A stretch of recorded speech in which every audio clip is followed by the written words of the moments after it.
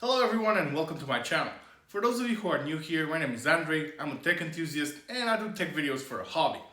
Now today we're going to do another iPad Pro video, but no, it's not the latest 2021 M1 powered model, but rather this 2018 model that I've been using for more than a year now.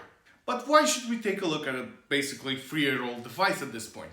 Well, simply put, because the release of the latest iPad Pro with the M1 chip has made these older iPad Pros, the 2018 and the 2020 model as well, start depreciating quite fast. And I think that the depreciation will accelerate in the next few weeks to the point where if you're purchasing used or refurbished devices, they will look like a very good deal in comparison to the latest model. Perhaps you're thinking, well, I want an iPad Pro, but I'm not prepared to pay full price for the latest and greatest model. Conversely, you might have one of these older devices already and are just asking yourself, well, do I keep it around for the next 2 or 3 years? Or basically at this point, are you better off selling it or trading it in and just upgrading to the new model instead? So these are the questions we're going to try and answer today. First up, let's look at the design. Nothing really unexpected here. This model has the exact same design as the 2021 and the latest one as well, as the 2018 model was the first one to sport Apple's new angular and industrial look design, which has been a staple of the iPad Pro lineup and has now migrated to the iPhones as well. It looks and feels amazing, nothing short of the premium product that it is. It's not particularly heavy either, though you should know that if you add Apple's Magic Keyboard accessory, it will end up weighing more than a MacBook Air when it's all said and done. The only way to tell that this is the 2018 model is by looking at its camera arrangement on the rear, where you'll see it has one single camera. This model also has 4 speakers and a USB-C port while coming with a 30-watt charger in the box. Important to note here is the absence of the headphone jack, and since this has the USB-C connector, you won't be able to use the AirPods without an adapter or other USB-C headphones, or of course Bluetooth headphones such as the AirPods or similar. Now onto the display. Yes, this model doesn't have the latest Pro Retina XDR display like the new M1 powered 2021 version. What it does have though is a great IPS LCD panel with 120Hz refresh rate. A panel so good and still so relevant that Apple still ships essentially the same one in the new iPad Pro 11-inch model. It's got 265 pixels per inch, 600 nits maximum brightness, combined with 120Hz refresh rate makes this a great display without a doubt. And if raw specs are what you're after, you should also note that the OLED display in the Samsung Tab 7 Plus has essentially the same pixels per inch, similar refresh rate, but considerably worse brightness. So in short, this is still a fantastic display, which makes media consumption that more enjoyable. And for the same media consumption, those 4 speakers do sound really good as well. Now onto the performance. And I'll be completely honest here. Yes, the new M1 chip in the 2021 model blows the chip in this one in the 2020 model, the A12X and the A12Z respectively, clean out of the water. The M1 is much faster, but what you also need to keep in mind is that the A12X chip found in this 2018 model and the A12Z found in the 2020 model are both still amazing in terms of performance. There's a very good reason why Apple didn't feel the need for a massive chip upgrade last year for the 2020 model. There was no A13X chip launched, but rather they took the A12X in this version and simply enabled 1 extra core in the GPU. For a 3-year-old chip, this is still super competitive even today. Compared against the A14, for instance, found in the iPad Air 4, the A12X is slower in single-core performance, but still has the upper hand in multi-core and GPU tests.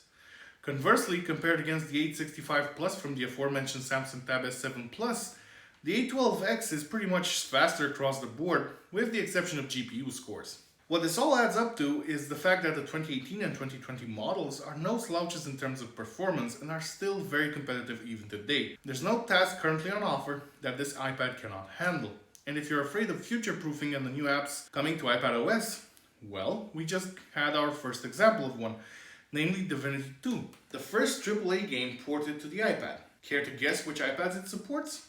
The Pros, starting from this very 2018 model. So I would expect that for gaming, we should see a bunch of similar releases in the coming months or so. In short, while 3 years old, this tablet is still up there among the very best in terms of performance, no longer the fastest, but still more than capable enough.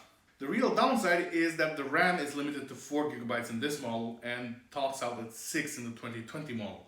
That pales in comparison to the 8 or 16 available in the latest model and might become a bottleneck in the future, but in my honest opinion, that is not the case today, nor do I expect it to be in everyday usage for another couple of years at least. In terms of software, what is there to say really? It runs the latest version of iPadOS and will probably continue to do so for quite a few more years. I think it should get 2 more iterations of iPadOS, and that's a conservative estimate at this point. I recently had someone comment on another one of my videos that they are still happily using the first generation 12.9-inch iPad Pro, launched all the way back in 2015. This should really give you an insight on the longevity of these devices. Now onto the cameras, and I'll be just as honest here, I've actually never used the camera on this thing ever. I've just taken some photos today for the purpose of this review, but that's about it. Okay, and this is the front-facing video camera, and yeah, as usual, because it's placed on the top of the iPad, it actually means that it's going to be awkwardly to the left or to the right when you hold it in landscape mode for video calls and the such. Center stage, it isn't. It's not going to be tracking you around or anything, but the quality is actually quite decent, and it's going to be more than enough for video calls and FaceTime calls and that sort of stuff. But honestly, at the end of the day, who takes pictures with their iPad? Really? I mean, I've never seen anyone use a base iPad, let alone a monster such as this, to take photos. The really cool part though is Face ID, which is present on this model as well and works amazingly well. And unlike the iPhones, here Face ID works no matter whichever way you hold the tablet, may it be upright or in landscape format or even upside down, Face ID will still work every single time. I'm wondering why Apple isn't bringing this to the iPhone as well, really, at this point. And now we're going to touch on one of the more controversial aspects of the iPad Pro, but one that I personally enjoyed thoroughly. And that's the versatility of the device. You see, there's 2 ways to look at the problem. First, you can say it's not good because it's not a laptop replacement, or secondly, you can view it as the best thing ever. As usual, again, the reality is somewhere in the middle. In all honesty, I don't think it's quite yet a laptop replacement for a lot of flows. For instance, do you want to do coding on it? Nope, can't do that. Do you want to use pro level apps, for instance, for video editing, such as Final Cut Pro? Nope, not supported. And there's a lot of other stuff as well that the iPad Pro can't really do very well because, well, pretty much no iPad can do very well. For instance, file management is pretty much still a mess. However, I think that if you focus on what the iPad Pro can't do, you're missing the bigger picture. I've been using the iPad Pro as an extension to my laptop, or if you want, an accessory to my laptop, and in that role, it excelled. I talked about this in one of my previous videos. I use it for text editing. Basically every single script for all of my videos, they're all written on this iPad. I use it as a monitor extension for my MacBook when I'm editing videos. Obviously I use it as a media machine because it's fantastic at that. I've even used it for light gaming.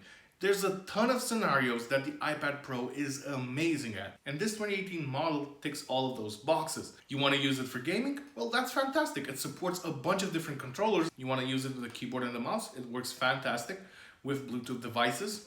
Actually, Apple has the fantastic Magic Keyboard that they sell, but it's a little bit pricey at $350. You'll be happy to know that myself, I went with the cheap route. I've been using an older Bluetooth keyboard from a long dead Android tablet. Still works amazingly well. You can use it with the Apple Pencil 2nd Gen to draw, to take notes. So at the end of the day, this has been an incredibly versatile machine. And I'm pretty sure it's going to continue to be so for another 2 or 3 years at the minimum. So finally, conclusion time. Is this still a good tablet to pick up in 2021? Well, I guess you already know my answer. Yeah, definitely yes. Depending on the price and depending on what you need it for. If maximum performance is of paramount importance to you, go out, pick up the M1 powered 2021 model and call it a day. However, if that performance doesn't mean that much to you and it's not so important and you just want to use it for general tasks, then it's a fantastic buy, both this and the 2020 model as well. Critically, you need to find them at a decent price. Prices are still somewhat high, I think, but they're bound to come down in the following weeks and months.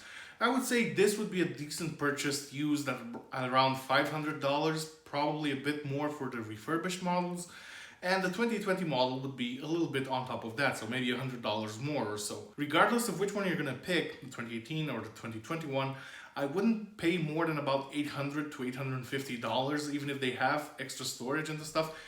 The jump at that point to the new model is pretty small, so I would suggest going with the latest and greatest. And this applies to the 12.9-inch model I have here.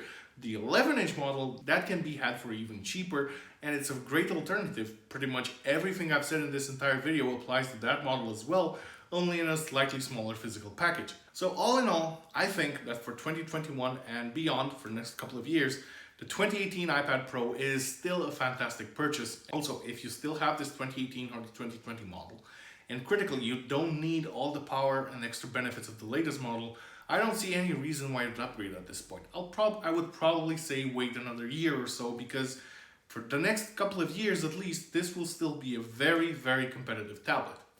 And with that being said, as usual, thank you very much for watching. If you've enjoyed the video, give it a thumbs up. If you really like my content and you find it enjoyable, please consider subscribing to the channel. That would mean the world to me. Thanks again, and I will see you next time.